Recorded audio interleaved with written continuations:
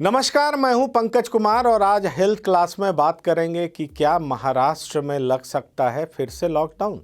जी हां, ये मैं नहीं कह रहा, वहां के सरकार ने वार्न किया है कि अगर स्थितियां नहीं सुधरी तो फिर से लॉकडाउन लगाया जाना मजबूरी होगा। मैं आपको इस बात पे बताना चाहूँगा, समझाना चाहूँगा कि आखिर सरकार ने ऐसा क्यों कहा है। अब देखिए, जनवरी मध्य से 3000 नए केसेस आ रहे हैं और अगर हम फरवरी की बात करें तो पहले हफ्ते के मुकाबले दूसरे हफ्ते में 14% ज़्यादा केसेस हैं। ये चिंताजनक बात है और इसी वजह से मैं थोड़ा सा कुछ और बातें आपको बताऊं कि 2000 से 2200 केसेस जनवरी या 2020 के लास्ट महीनों में वहाँ से आ रहे थे नए केसेस।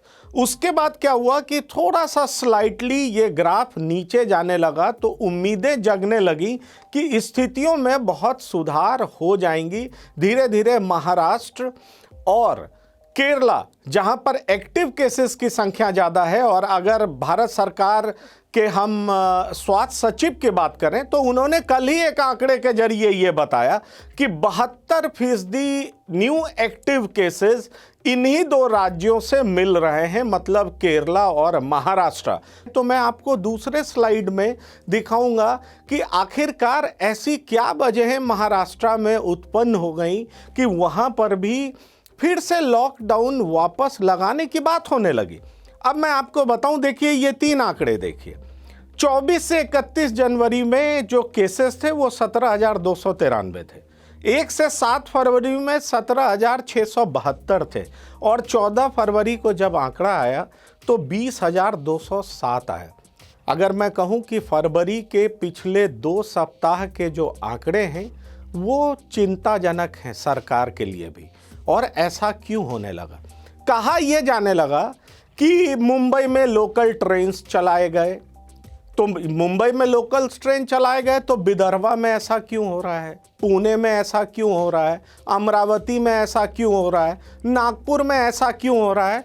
इस सवाल का जवाब लोकल ट्रेन्स के जरिए नहीं मिल पाया, क्योंकि लोकल ट्रेन्स चल रहे थे तो मुंबई में होना चाहिए, फिर ये इन अन्य जगहों पर क्यों फैलता रहा। मैं एक और स्लाइड आपको दिखाता हूं जिससे आप समझ पाएंगे कि आखिरकार वहां की स्थिति ऐसी बदली क्यों।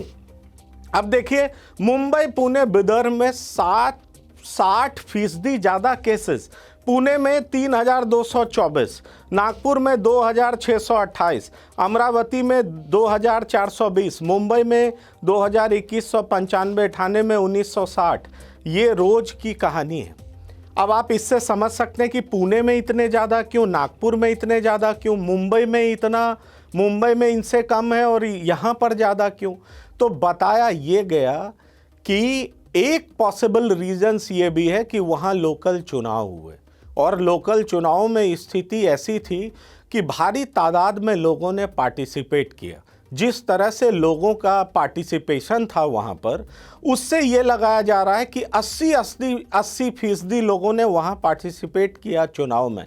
तो ये कहा जा रहा है कि इस वजह से भी वहाँ पर कोरोना प्रसारित हो गया, कोरोना का फैलाव ज़्यादा हो गया। एक तो ऐसा है थिप्सा के बारे में कहा जा रहा है कि वहाँ पर 32.7% पॉजिटिव रेट है, मतलब हर तीसरा आदमी कोरोना से पीड़ित है। तो आप समझ सकते हैं कि अगर हर तीसरा आदमी कोरोना से पीड़ित हो रहा है तो उसका नुकसान क्या हो सकता है और किस तरह से कोरोना वहाँ पर प्रसारित हुआ। तो जाहिर तौर पर ये तमाम ऐसे रीजंस हैं जिसकी वजह से मुंबई जो महाराष्ट्र सरकार है उसने ये कहा है कि आपको कुछ नॉर्म्स फॉलो करने पड़ेंगे, और अगर आप वो नॉर्म्स फॉलो नहीं करते हैं, स्ट्रिक्ट कोरोना प्रोटोकॉल्स फॉलो नहीं करते हैं, तो आपको बहुत तरह की दिक्कतें हो सकती है। स्ट्रिक्ट प्रोटोकॉल्स में ये कहा गया कि शादियां होंगी, वहाँ पर 60 से ज़्यादा लोग नहीं होंगे। ये बात बिल्कुल तय है। जितने भी आपके प्रोटेस्ट हैं, रैली हैं, प्रोसेशन हैं, उसको बिल्कुल से बंद कर दिया गया है। तीसरी बात, वहाँ पर यह बहुत साफ कर दिया गया है कि लोग किसी भी तरीके से ज़्यादा संख्या में इकट्ठे नहीं होंगे। यहाँ तक बात कही गई है कि अगर जैसे यूएसए में डबल लेयर्ड मास्क पहना जा रहा है, लोगों को यहाँ भी पहनना चाहिए, तभी कोरोना से बचाव हो सकता है। महाराष्ट्र में जो पिछले 2 सप्ताह का जो ट्रेंड है वो पूरी तरह से रिवर्स हो गया और इस वजह से सरकार ने चिंता जाहिर की है।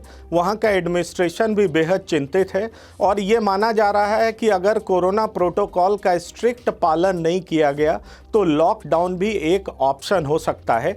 फिलहाल कई ऐसे नियमों का पालन करने को कहा गया है जिसमें किसी भी शादी और पार्टी में 50 से ज़्यादा लोग इकट्ठा नहीं हो सकते, प्रोटेस्ट और रैलीज नहीं कर सकते। तीसरी, हाई